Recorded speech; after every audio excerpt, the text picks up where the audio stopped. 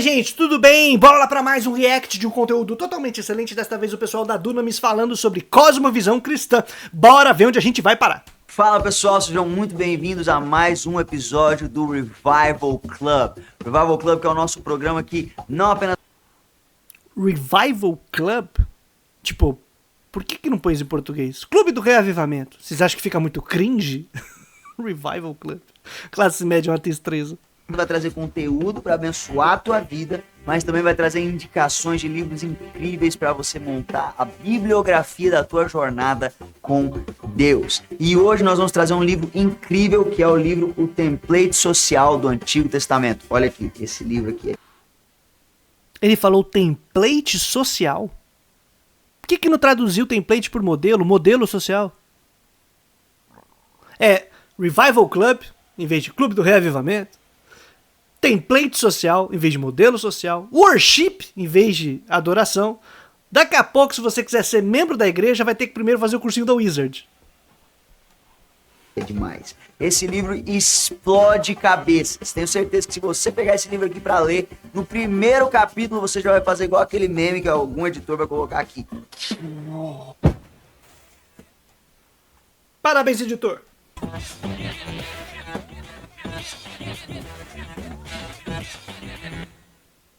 E hoje a gente vai falar sobre um aspecto desse livro que a Landa já traz desde o princípio. Por quê? Porque de onde que vem esse livro? O template social do Antigo Testamento. Provavelmente dos Estados Unidos. Para não ter traduzido template, foi um negócio curioso, né? Veio da gringa. Parece uma coisa assim, Isaac, meio teológica, uma coisa meio acadêmica, mas a verdade é que ela traz o conceito de que o evangelho, ele não é feito apenas para salvar o ser humano. O evangelho ele é feito para transformar as nações. O evangelho é feito para transformar tanto o indivíduo quanto a cultura. E no Antigo Testamento, quando Deus ele está ajudando na formação da nação de Israel, ele coloca na formação dessa nação os seus princípios, os valores de Deus para diferentes aspectos de uma sociedade. Então, no estudo do Velho Testamento e do que Deus implementa na nação de Israel, nós conseguimos extrair princípios aplicáveis para a nossa sociedade nos dias de hoje, para nós podermos ver transformação. Cara, esse livro ele vai explodir a sua cabeça. Já está explodindo um pouquinho.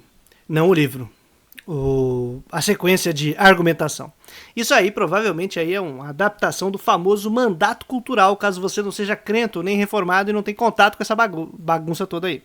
Quer dizer que essa tradição da qual nós passamos a formar parte, assumindo a religiosidade que vem dessa tradição popular semita, seja como cristãos, né, propriamente dito, neotestamentários, portanto, então não necessariamente veterotestamentários, mas aí que estão lendo toda a Bíblia, inclusive o Gênesis, Deuteronômio, Êxodo, Levítico e outras normativas que aparecerem por aí, como se fossem regras para os dias de hoje também. Então daria para você falar que nós temos essa missão de organizar o mundo e as nações de acordo com esses princípios. O problema é que é relativamente contraditório, porque é a mesma galera que por vezes apela, olha, mas isso é do Primeiro Testamento, não do Segundo, da Primeira Aliança, não da Segunda, e fica sempre num samba-lauê que ninguém sabe muito definir o que está acontecendo.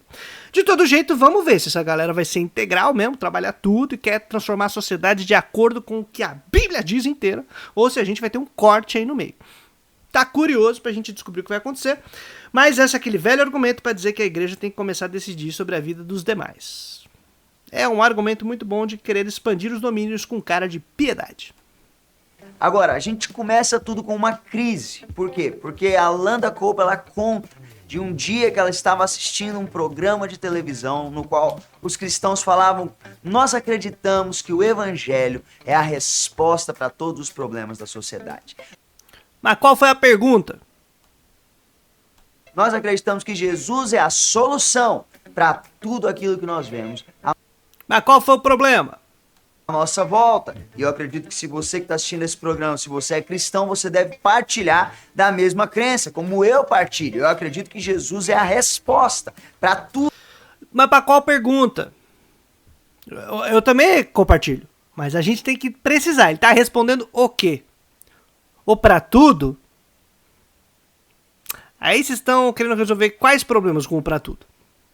Ou melhor, isso não seria uma sobreposição de determinados valores sobre outros, deslocando do tempo, não vendo o contexto e deixando completamente aberto a interpretação, de modo que quem vai decidir é aquele que falar com mais força e mais autoridade o que é que Jesus realmente disse.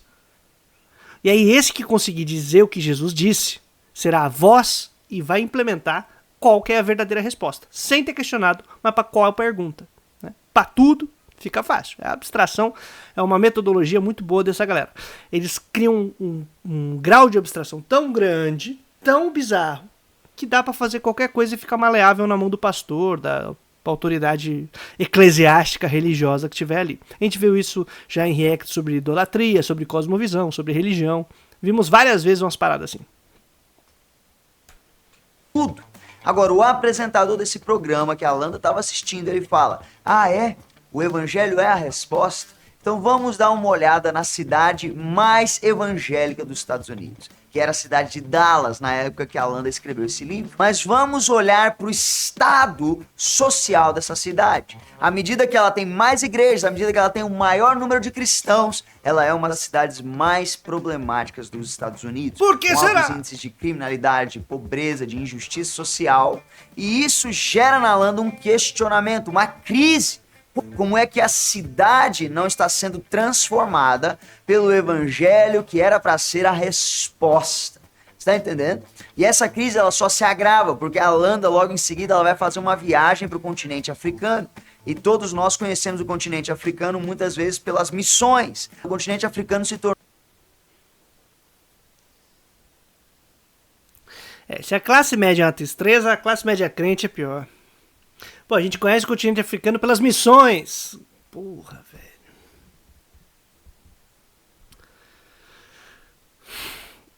Além dessa posição, que não é intencional, porque não percebe, né? Colonialista ou imperialista. Inclusive se colocando na posição ali de ocidental do centro do mundo, que vai salvar as nações, e observa a África, o continente africano, já cheio de preconceito, mesmo que o cara não tenha percebido. A reprodução dessa percepção já é uma coisa triste. Olha já como aquele povo lascado e tudo mais, e qual é a causa, né? Vai discutir? Assim como Dallas, vai discutir por quais são os problemas sociais? Qual é o fundamento desses problemas? Ou a gente vai fingir que, olha, tem um monte de evangélico, mas não está ali solucionando os problemas? A resposta será que não é porque não se trata de uma questão de religião, e que talvez essa própria religião esteja tão adequada à reprodução social que ela só agrava os problemas ao invés de solucioná-los? Não, provavelmente a resposta é: tem muito religioso e está com problema. A solução é mais religião. Ou fortalecer ainda mais o fundamentalismo que já está instaurado. É tipo a galera ANCAP, ou livre mercado e tudo mais, né? Como é que é? O problema é o seguinte: o mercado tá com problema, tá com problemas no mercado. Então, solução: mais mercado, em top de mercado, até não aguentar mais de mercado. É a mesma solução, né? Em vez de olhar a causa, quais são os problemas, fazer uma análise, buscar soluções pragmáticas, percebendo a realidade, vai fazer perguntas que falseiam a realidade e vai buscar respostas que pioram ainda mais as situações. Porque vai achar que o problema das situações de crise em Dallas ou no continente africano é uma questão religiosa e não estrutural do modo como nós estamos organizando as nossas vidas. Tenho até medo se esse papo não vai para um lance meio espiritualoide de satanizar o mundo. Mas vamos descobrir aí. Tornou o continente mais evangelizado do mundo. Existem muitas e muitas igrejas que já foram plantadas no continente africano. E a Landa, ela se vê nessa tensão com todas. Como que essas igrejas chegaram lá? E quando? Será que elas chegaram numa dinâmica imperialista, colonialista, inclusive de escravização de pessoas negras, de destruição da comunidade local, de destruição dos modos de vida e sobrevida das comunidades que lá estavam? Nossa, por que será que aquela galera lá tá toda lascada? Será que é porque um bando de branco crente, cristão, saiu arrebentando com o continente todo, com a vida das pessoas? Será que foi pela exploração?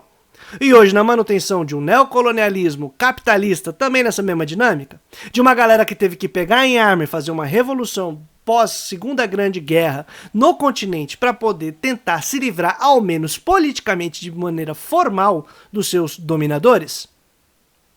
Tem que estudar história para poder aprender essas coisas. Vocês acham que lendo a Bíblia vai resolver e compreender quais são as causas? Com todo respeito, como crente, não! Se Jesus é a resposta, tem que saber para qual pergunta. E, se for fazer análise da realidade social, como que a resposta que Jesus está tratando, né, dando de acordo com tal pergunta, poderia se adequar ou não ao que estamos fazendo na história. Só que aí tem que olhar o que nós estamos fazendo na história, meu querido. E o que a gente fez até agora foi destruição. E aí depois de destruir tudo, chega com assistência social e fala, olha gente, a gente está fazendo bem, por que será que está dando errado?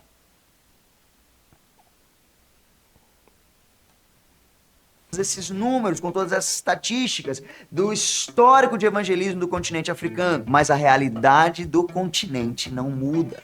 A realidade do continente continua sendo de miséria, continua sendo de desigualdade, de pobreza, de violência, de...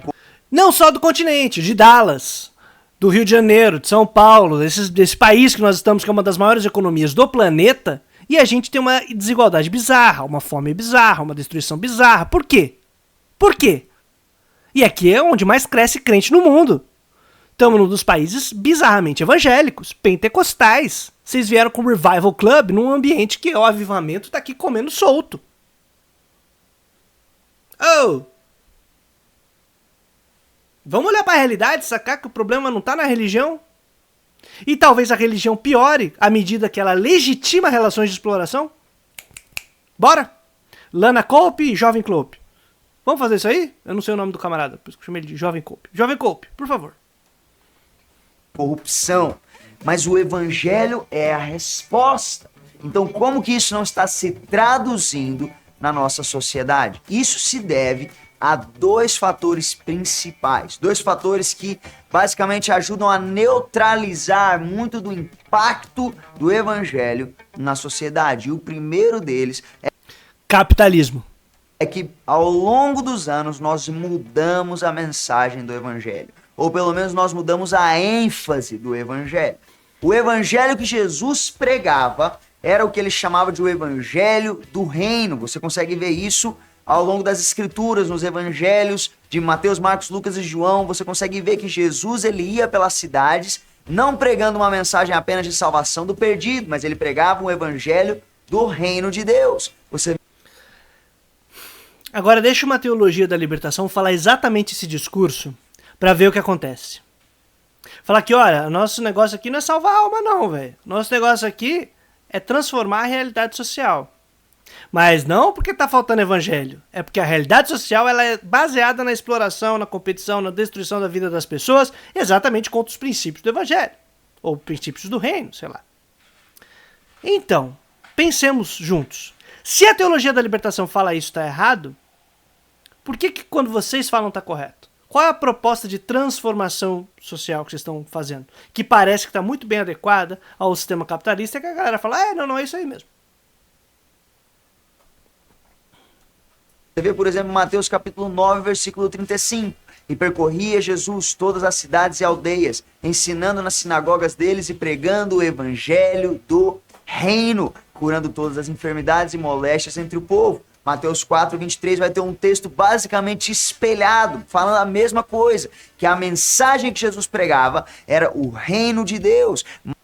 Tem um cara que eu gosto muito chamado Pablo Richard, da Teologia da Libertação, que dizia que a carta magna do reino está no Sermão do Monte. Então, seria muito legal agora parar e ir lá abrir o Sermão da Montanha, o famoso Sermão da Montanha, né? E a gente ir lendo quais são os princípios desse reino, porque tá lá, né? Para quem é o reino, como seria a organização do reino, essa parada toda. E ele fala que a primeira parte, né, dos que tem fome de sede de justiça, aquela coisa toda, seria aquela organização da Carta Magna, dos pontos fundamentais, pra gente compreender essa dinâmica. Seria legal da gente conversar. E tem outros textos em que Jesus explica o que é o reino. Aquele que quiser governar, que se faça de súdito. Aquele que quiser ser o primeiro, que se faça do último. E aí, além daquelas aqueles que são os poderosos estão sentados no trono serão derrubados e os humilhados serão exaltados. É uma inversão completa de valores, uma equalização do negócio e quem quiser mandar que obedeça. E não é isso que a gente vê nem nas igrejas, nem na organização social, nem nada do tipo. Porque as estruturas não estão a serviço da comunidade, senão que exigem que a comunidade esteja a serviço das pessoas, dos líderes, né? Então os pastores, que é um punhadinho de crente, um grupo muito menor do que a quantidade de crente que a gente tem, exigem e demandam das pessoas toda a entrega, voluntariosidade e tudo mais. E as pessoas, além de trabalhar, têm dupla, tripla jornada, aquela loucura toda. E ao passo que além de exigir, exercem uma autoridade que dizem para as pessoas como elas devem ou não viver. Com N relações intencionais e não intencionais que criam problemas sérios, traumas, dificuldades de discussão, de solução de problemas. Será que é democratizado as nossas igrejas? Será que tem maior participação popular? Será que diminui o poder das autoridades para tentar deixar mais equilibrado? Quais são os contrapesos que a gente tem? Tô jogando aí pra gente ir pensando. Para contrapor reino, não pensando só no mundo lá fora. Olha a primeira estrutura institucional das igrejas. Aí a gente começa a conversar depois.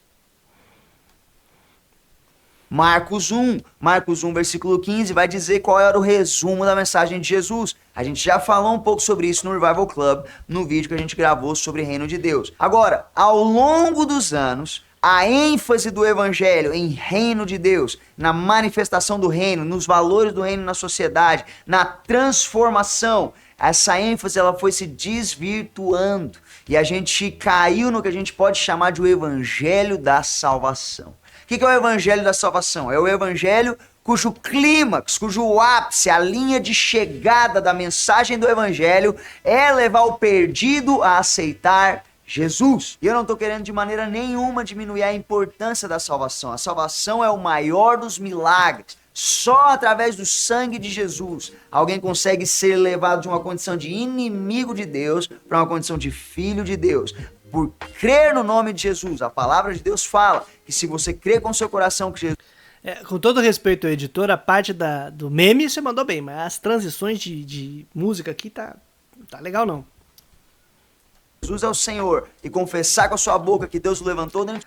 Tipo, a trilha é boa, mas na hora de fazer as transições é muita poluição. Não dá nem pra ouvir às vezes o que o cara tá falando. Os mortos então será salvo. Eu não quero de forma nenhuma tirar a importância da salvação, mas eu quero desafiar o nosso entendimento do lugar da salvação no evangelho, porque eu tô aqui para te dizer que a salvação que ao longo dos anos nós colocamos no centro da mensagem do evangelho, na verdade ela não é o centro. Ela é apenas o começo. A salvação é apenas a linha de partida, não a linha de chegada. É como se eles começassem uma maratona, dessem os 2 primeiros passos e parassem e falassem: ah, glória a Deus, cheguei. Não, você apenas começou, você tem todo o resto da sua vida, uma jornada, como Paulo falou, uma carreira para completar, uma corrida, um bom combate. Mas quando tá bem acelerado mesmo. Nós focamos apenas em salvação, nós neutralizamos o impacto dos filhos e filhas de Deus na cultura, na sociedade, expressando os valores do reino de Deus. Mas vê que toda essa conversa sobre salvação, sobre não sei o que lá, segue num ponto de vista individual. Eu concordo com a crítica de que efetivamente religiosidade não é para você ficar trancado numa igreja achando que tá tudo certo. Ao contrário, se você se insere num processo religioso, de transformação e tudo mais, ainda mais no nosso âmbito cristão, a gente tem um compromisso de transformação da realidade social. Mas não é de converter o mundo. Uma coisa, outra coisa. É de analisar a realidade, ver como a gente pode contribuir para melhorar a vida das pessoas e garantir com que os pobres sejam atendidos, quem está com fome coma, quem está com sede possa beber, quem está com frio seja vestido, quem está preso seja visitado, quem está preso injustamente seja liberto, escravizado saia de sua situação de escravidão. É fazer essas paradas. Ah, em troca do cara se converter? Não existe nenhuma exigência nesse processo da nossa atuação, porque a gente decidiu estar nesse bagulho aí, de fazer com que as pessoas, a serem atendidas, tenham como troca que inserir na comunidade religiosa. Não há. Pelo amor de Deus.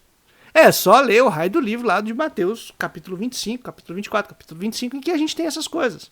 Qual é o sinal daqueles que estão participando do reino? Aqueles que estão cuidando dos pequenos, dos que estão lascados.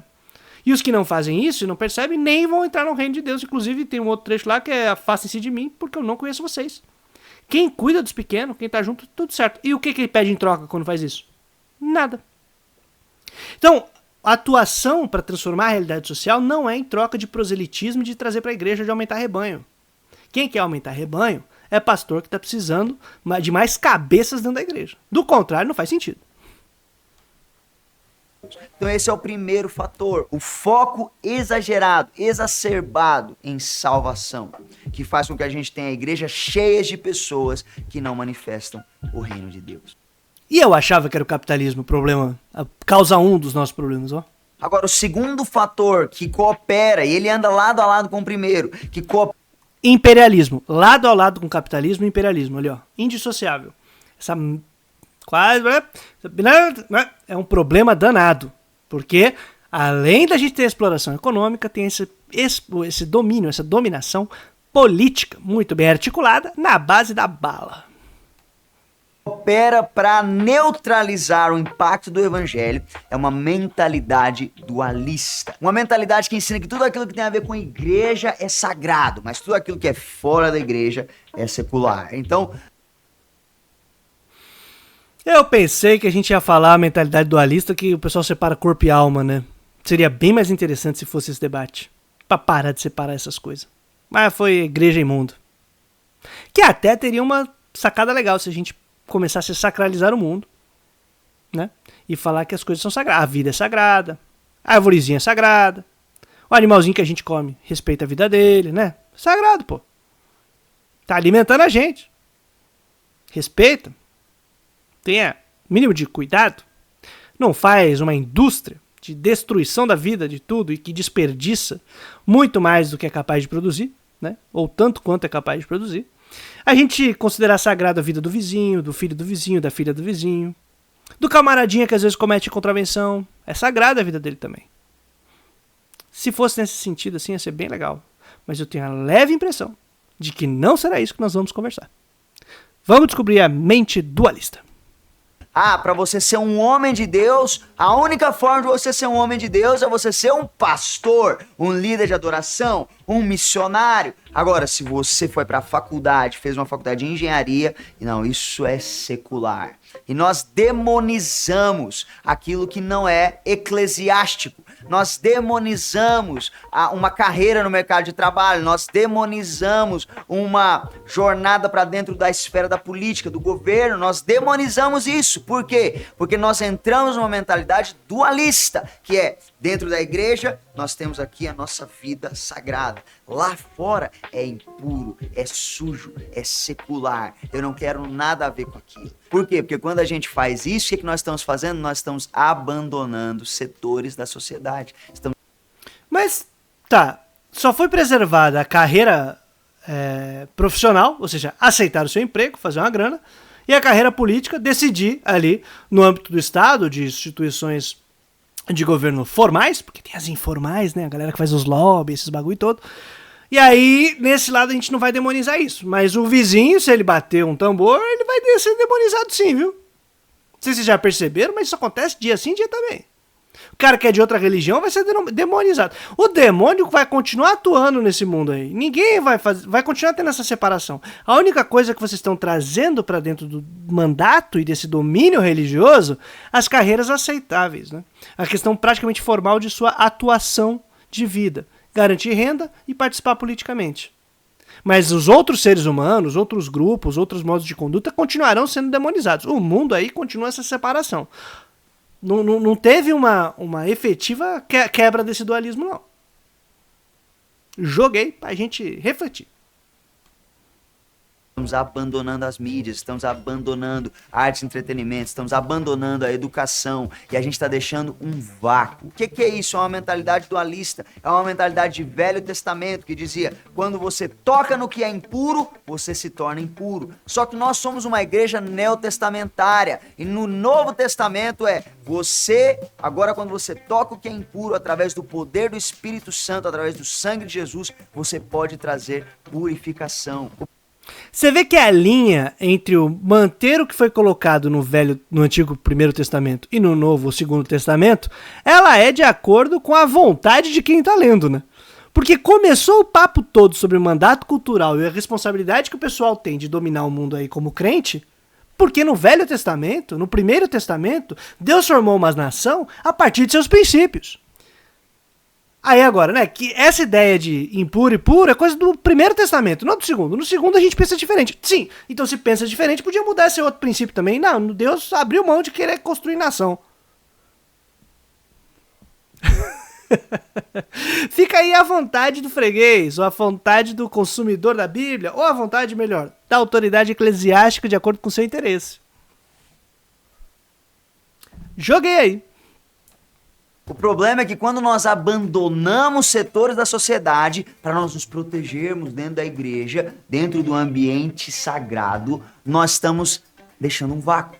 E esse vácuo ele vai ser preenchido por alguém.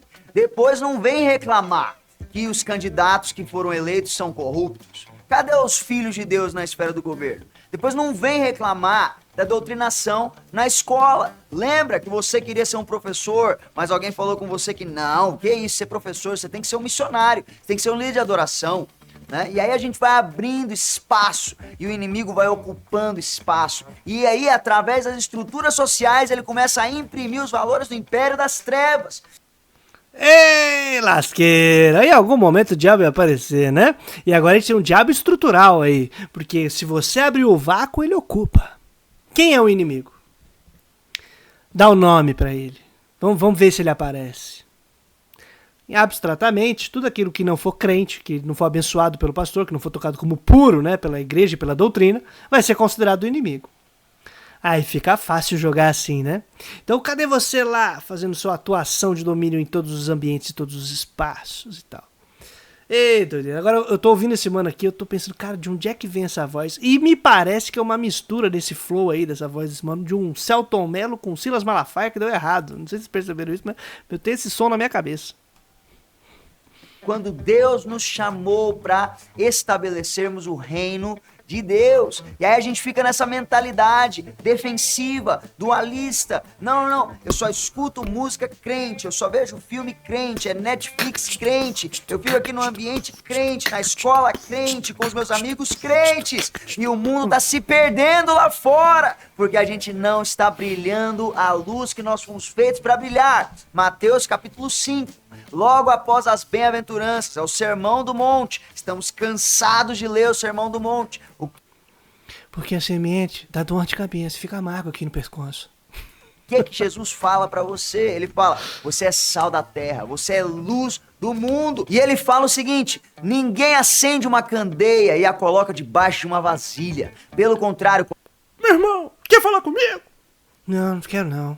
Quando mistura esses dois, dá um negócio maluco, né? Coloca no lugar apropriado e assim ilumina a todos que estão na casa. Assim também brilha a vossa luz diante dos homens, para que eles vejam as suas boas obras e glorifiquem ao Pai que está nos céus. É o conceito que nós chamamos de corandeu, que é uma vida inteira vivida diante da face de Deus. Para quem não é que a gente está acompanhando aqui, a gente está vendo aqui o Celton Malafaia falando de uma doutrina própria da reforma ali do século XVI, que tem essa tradução aí mesmo, corandeu como uma vida diante de Deus. E aí, claro, como uma doutrina ampla e bastante abstrata, a gente pode utilizar de várias maneiras. No caso aqui está sendo utilizado para falar sobre mandato cultural, que a igreja tem que dominar tudo. Domina, pastor, domina! Porque não se engane, o evangelho não é o problema. A mensagem do evangelho são as boas novas, é a melhor mensagem do mundo, é a mensagem mais poderosa. O problema é como nós aplicamos a mensagem, como nós pregamos a mensagem, como nós vivemos o evangelho de Deus aqui na terra. Uma citação do Tom Marshall, que ele fala que provavelmente apenas 20% do povo de Deus foi chamado para atuar dentro da igreja, enquanto 80% foram chamados para atuar. Claro, Silas Mello. Ó, se liga. 20% dentro da igreja e 80% fora é para dizer, só um grupinho aqui vai ser eclesiástico. Só um grupinho aqui vai trabalhar na igreja. E os demais vão ter dupla, tripla jornada. Mas é claro que do ponto de vista dos pastores de classe média é excelente isso. Que vai ter tempo para ficar tomando café, conversando sobre a vida, sobre o além, uns livrinhos para ler, aproveitar que é alfabetizado, para melhorar um pouco o vocabulário, talvez fazer o curso da Wizard para poder pregar melhor em inglês, ou só colocar novos termos como template social na igreja, ou revival club, e ter grandes ideias para falar com os jovens. E aí, fica lá de boa, né? Diferente do cara que é pastor na periferia, por exemplo, que às vezes é vigia, como o cara aqui de onde eu moro, que é o controlador de acesso aqui do nosso Minha Casa Minha Vida aqui no Capão Redondo. O cara é pastor, só que ele, ao mesmo tempo, é vigia. Trabalha ali de vigia, trabalha ali de porteiro, fica à noite lá sossegado, durante a semana, sossegado, né? Trabalhando que nem um condenado durante a semana. E aí depois, durante o fim de semana, vai atuar como pastor. E faz essa parada aí. E tem outros, tem 2, 3 jornadas, faz um monte de coisa. Ainda de ser voluntário na igreja, não recebe nada, essa correria toda. Mas esses 20% reservados para ser pastor aí, para ser o eclesiástico, é importante de falar, olha, que Deus que decidiu, né? Os de dentro aqui que tem esses privilégios, essas benesses, e aqueles de fora, que é a maioria, que você pode estar atuando aí, dominando os espaços para o inimigo não chegar em outros territórios. Mas não se esqueça de vir aqui na igreja e, claro, sustentar o pessoal dos 20%. Não são os 20%. Ora, mas nós não somos uma igreja medrosa, nós não somos uma igreja que se acovarda dentro das 4 paredes. Nós somos uma igreja que avança com a bandeira do reino de Deus, pois nós sabemos que as portas do inferno não prevalecerão contra nós. É isso aí, pessoal, mais um episódio do Revival Club, hoje falando sobre esse livro incrível, o Template Social do Antigo Testamento, da Landa Cope. Esse livro é triste. Pelo menos o título já começou triste.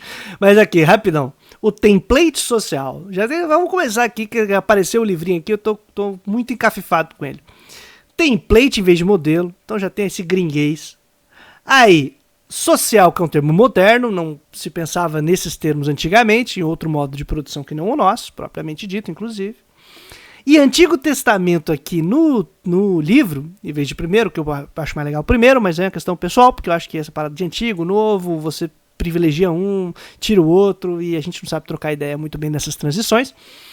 Mas o Primeiro Testamento, o Antigo Testamento ali está escrito com letras meio medievais. Então é modernoso, com social modernoso, gringuês do template, parada meio Idade Média do Testamento aqui, e a foto de Jesus em pé num palanque, aparentemente com a galera assistindo com a mão pra cima, que também é uma imagem bastante modernosa, inventada sobre Jesus acima dos demais. Não sei se era bem assim que rolava as trocas de ideia no tempo dele. Mas muito curioso aqui. Uma semiótica interessante e completamente bagunçada. Queria saber quem é a editora. Depois eu vou descobrir e coloco na descrição se eu me surpreender. Mas vamos lá. Demais. Cara, se você gostou, compartilha esse vídeo, comenta aqui o que Deus falou com você, deixa o teu like aí também e se prepara, porque daqui a 15 dias tem a parte 2, na qual a gente vai falar sobre as 7 esferas, uma Dragon Ball? Estratégia de transformação social. Estratégia Shenlong. Estratégia Shenlong. Você junta as esferas e vai fazer um pedido. E aí você faz o pedido para transformação social. Cara, adorei. Esse pessoal é muito altruísta. Altruísta da parte de vocês poder fazer esse negócio aí. E se você ouviu o recado do nosso... o recado do nosso camarada aqui, também curte, comenta, divulga, ajuda aqui a nossa troca de ideia, crítica às vezes com humor de gosto duvidoso. E também tem o nosso Apoia-se para você ajudar o nosso trampo. Tem os cursos que a gente está oferecendo lá na Bruniversidade. As respostas e retornos da galera que tem feito tem sido muito legal e eu agradeço demais. E se você puder mandar um Pix também para dar uma força, ajuda, tá? Que a gente tá na correria danada aqui, tentando sobreviver, tentando pagar as contas, fazer os boletos não morrerem na minha mão. E bora ver o que a gente consegue fazer dia a dia. Trazendo a boa nova todo dia útil, até a vitória final. Valeu, Shenlong!